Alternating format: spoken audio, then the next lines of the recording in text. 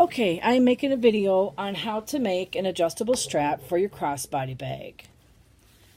I've had some camera issues and all types of stuff, so this is like take number 4. Getting a little on edge, guys, and I'm working with different things on how to set my tablet up. So I did have an example, but I'm not going to walk the camera around because it looks too shaky. So you start with a 4-inch piece of Kona cotton or cotton twill or canvas. I don't recommend going any lighter as far as the weights of the cotton if you're using it for a strap. So you have a 4-inch wide by 36 at least, or you can go 4 by 42. If you're making it for a customer, I recommend going a little bit longer so that when it's at its max length, it can be for a woman who's 6'5" or a woman who's 400 pounds or a customer who's only 4'10" and 100 pounds. You want to be able to have that availability of a short length and a long length. If you're making it for yourself, then feel free to take your own measurements and go from there. Once you have your piece cut, you're going to make sure you press it out with an iron. You're going to stabilize it with the shear weight interfacing. Then you take it to your iron and you fold it in half and you press it all the way down. Make sure you guys can see that. So you're going to press it in half all the way down, the long strap. Open it back up, and this is after it's been stabilized. Don't forget to stabilize it. Open it back up and you got your crease. You take it and you fold your edges into that middle and you iron it all the way down. Flip the strap around and do the same thing with the other side. So you end up with a piece where they're both folded in like that. And then you come back and you fold that in half. And that's how you get your perfect 1-inch strap. So it's been stabilized, and by the time you fold it, it's 4 layers thick. And you got a nice sturdy piece there to make a strap. What you end up with, after you have it all folded together, take it to your sewing machine and sew it. Stitch it down the sides. Some people prefer to only do 1 line on each side. I prefer 2 lines on each side.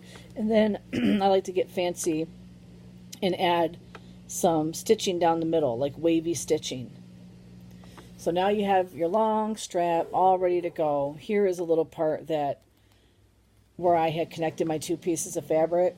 I had a little lip sticking out, so I went over it with some zigzag stitching.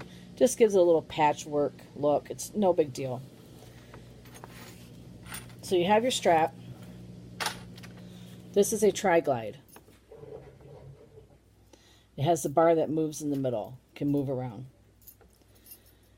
There's a right side and there's a back side. How you can tell is that middle bar, it's wrapped around. So on this side, you don't see the ends of the middle bar. On this side, you do see the ends of that middle bar. So this is your back side. That's your front side. The piece with the little crack in the middle there, that's your bottom. This is your top. That's the way I've always looked at it.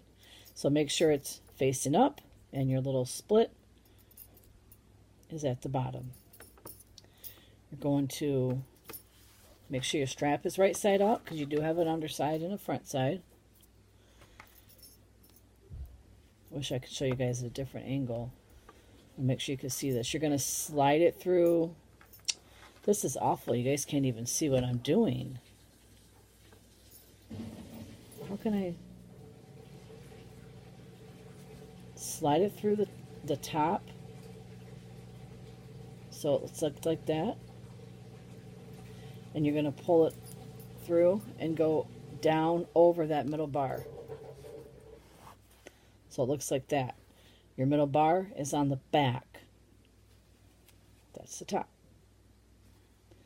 Pull it all the way through, up about 1/4 of the way, 1/3 of the way up your strap. Now you need something to connect this to. It can be a D-ring, it could be an O-ring, whatever you're going to put into your bag. I am going to use swivel lobster clasp so you can detach the strap from the bag if you want to. So make sure it's right side up, your strap, pull it through. You're going to pull it down to your tri-glide. Now when you get to your tri-glide, let go of that piece that you just pulled through, and you're going to push this down to create like a loop. See that loop?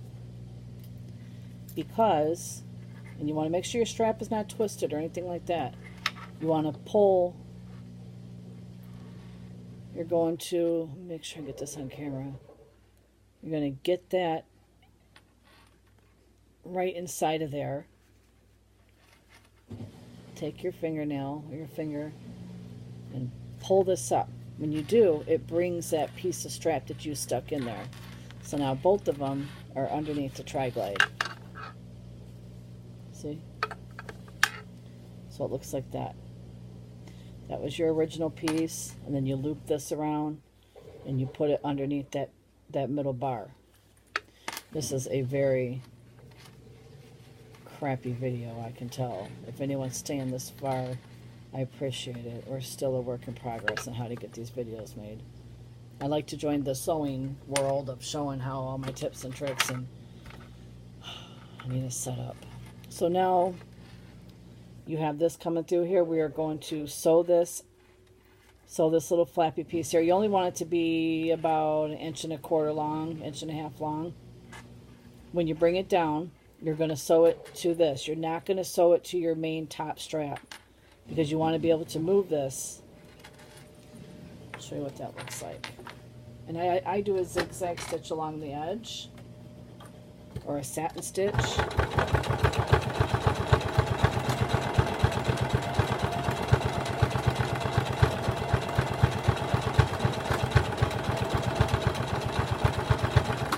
Some people do an X.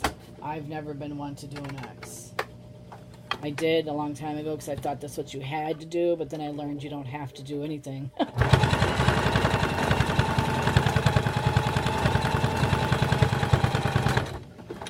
Make sure you go back and forth on that. Good and solid, nothing weak. Got your threads. This is what you end up with. You see that? So I satin stitched along there where that raw edge was, and then I came up a little bit and I did a straight stitch, where most people, or a lot of people, like to go around a box, like make a box and then an X in the middle. You'll see that on adjustable straps. You don't need to do all that.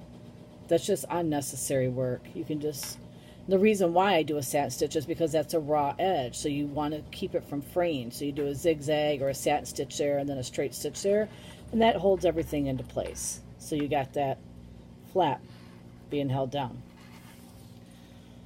So now you officially have an adjustable strap, because you can move this and it's going to pull through that to make it long or shorter.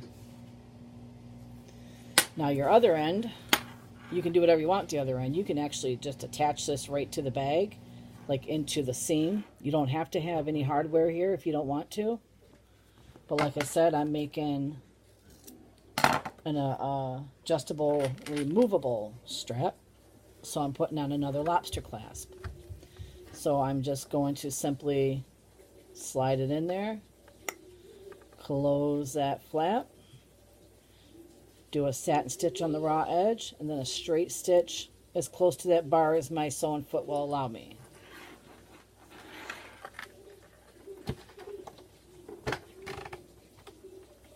You hear my washer machine and my 5-year-old in the background.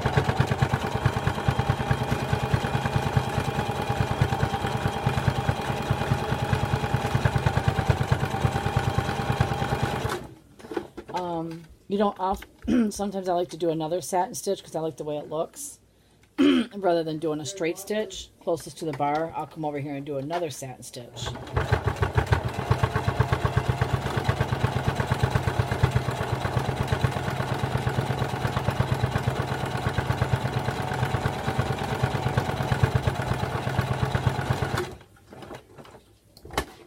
Set my machine back.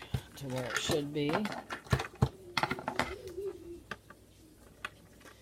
I know I have a thread ripper right here, but I don't use it. I just got accustomed to using these scissors. And then I like to burn my threads. I didn't do that on the other one, so I need to do that. If you are working with a non-cotton thread, then you can do this. If you have an all-cotton thread, you cannot burn it. I don't like the little frillies. I like to know that my stuff is secure, so I like to work with, I don't know if it's a polyester or what the proper terms for it is. I've been all self-taught. I've heard other ladies talk about this too, but like I said, I don't know the words. So now we have an adjustable strap. There's the lobster clasp. And I just made a purse. Let me take you over. I'm going to take you over to where I just made this bag. You can see how it goes on.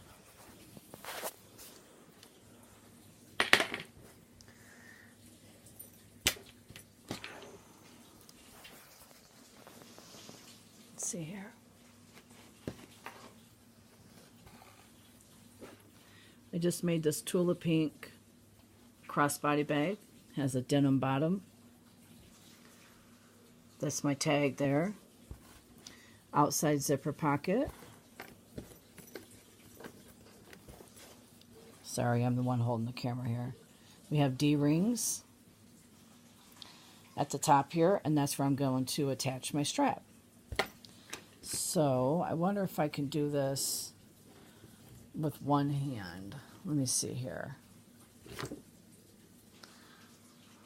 Probably not. Bear with me, guys. 1 second. As long as you can see my face, eh? Then you know you're not alone. You're not alone. All right. Let's go hang this baby up and see how she looks. For those of you who aren't familiar with tulip pink fabric yet, I highly recommend that you get familiar because she's got some amazing, amazing patterns. Designs. Where's that camera? There we go. There it is. Isn't that adorable? I'm trying to line you up here. How come? Where is the camera hole? That way? There we go.